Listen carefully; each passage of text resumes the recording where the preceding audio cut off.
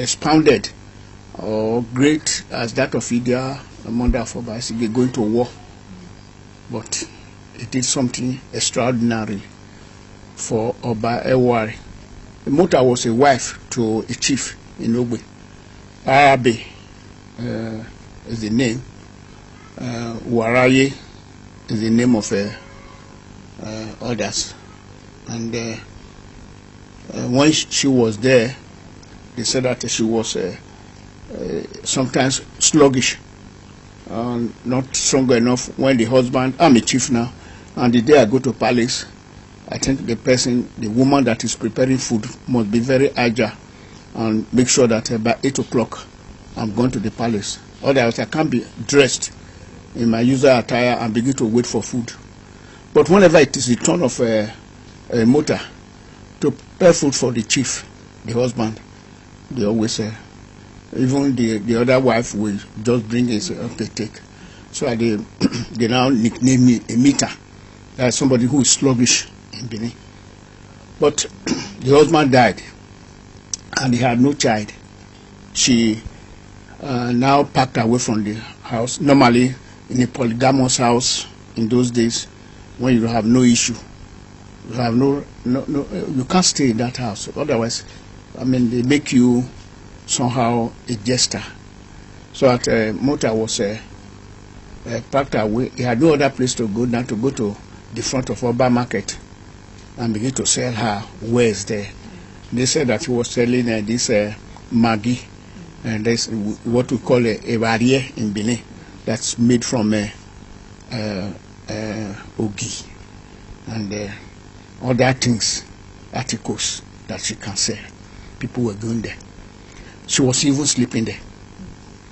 So that it happened that some women, when they go to market, they will say, Iye, those bringing their children to market, small children, Iye, I beg you, let me look after the child for me until I buy something inside the Oba Market and come back.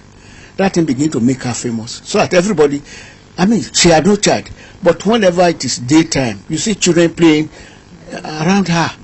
So that to get 4 or 5 children taking care of them. If it will be nowadays, that's always a daycare mother. Yes. So she became famous. Go on, you have more money, Iye. Go and give who's going to carry the child? So no, give it to Iye. Give it to that woman.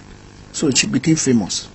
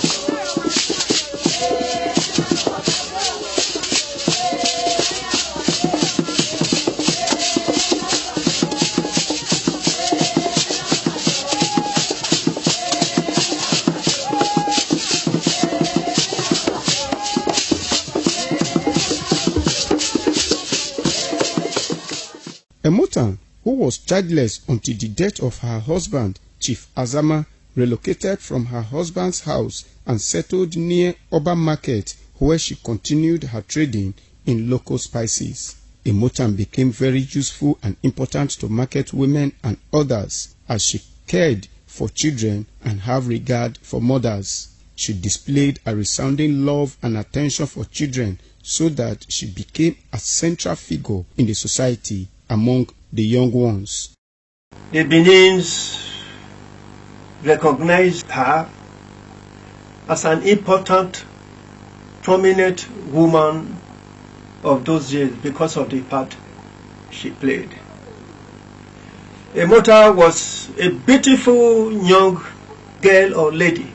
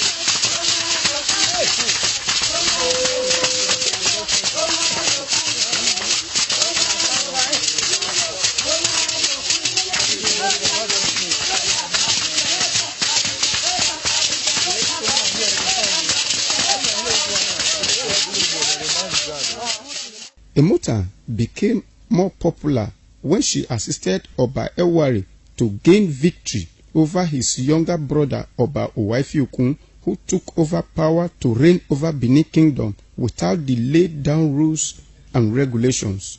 Emotan did not only hide Oba Ewari, she also informed him of his rightful place in Benin Kingdom, which she helped to recover, thereby straightening the history of Benin Kingdom. In about 1445 AD, during the reign of Oba Ewari, he remembered Emotan, who assisted him to reclaim his crown and gave an edict that brought Emotan's heroic deed into the tradition of Benin Kingdom. Oba Ewari ordered that the body be buried at Oba Market in the same spot where she used to trade. He planted a tree on the grave site, and he also proclaimed her as a deity to be worshipped as the mother of love and kindness.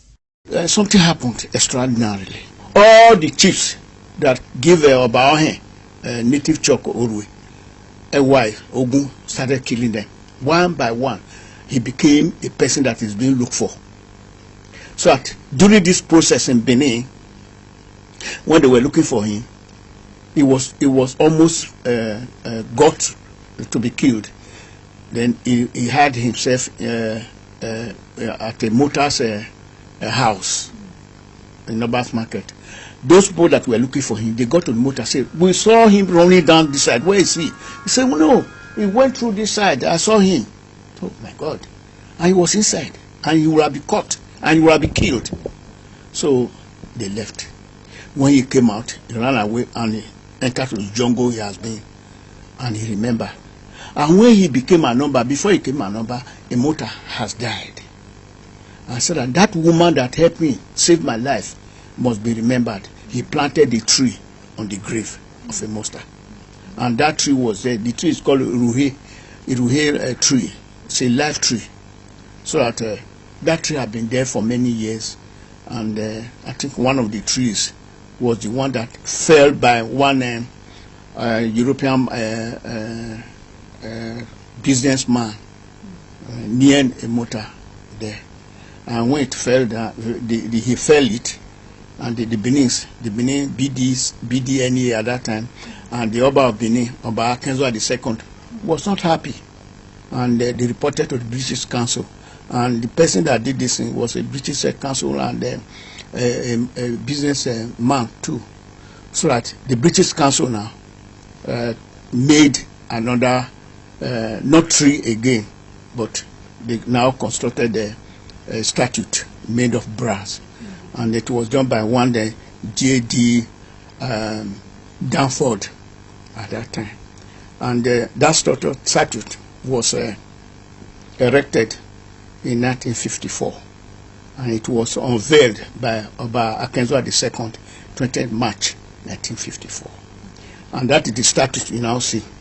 But Ewa made a law that all the people, chieftains, title, burial rights, and those people, whatever you are doing, that you are having procession outside, you must go to a Emotan shrine or a Emotan statue and pay homage to it. And that's what we are still doing up to today, to remember that woman who saved his life.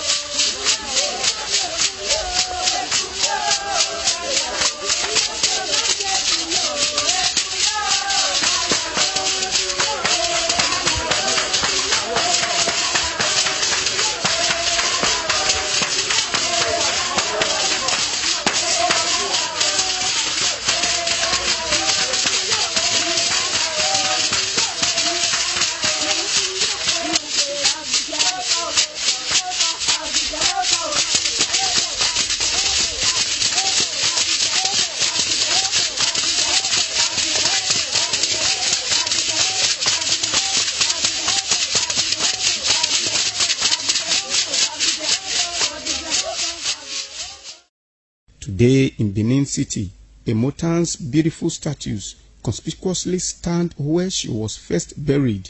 In 1951, His Royal Majesty Oba Akezwa II of blessed memory described Emotan as a saint, a prophetess, and the soul of the Benin nation. As revered as Emotan is in Benin Kingdom, her statue is not in the National Museum located in Benin City. The curator has this to say. In our exhibit gallery, we do not have one for now. Of course, we are in transition, hoping to have a brand new exhibition. Nothing stops us from putting one there.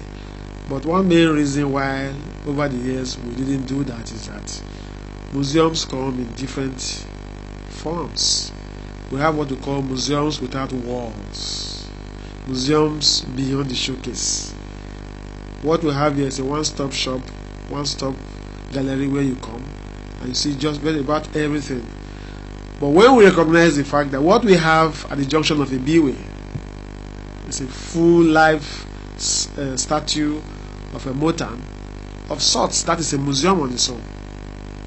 So replicating it in our own exhibit gallery is taking away the shine of what that identity symbol of the culture of the Benin people, what it stands for. So we really want that proximity and all that to the museum. So we rather let people go there and see for themselves, because the statue is unique in terms of not just its form but its location. It tells the story of this woman who played a key role in the life of Anoba. So that is why we don't have it in our exhibit gallery.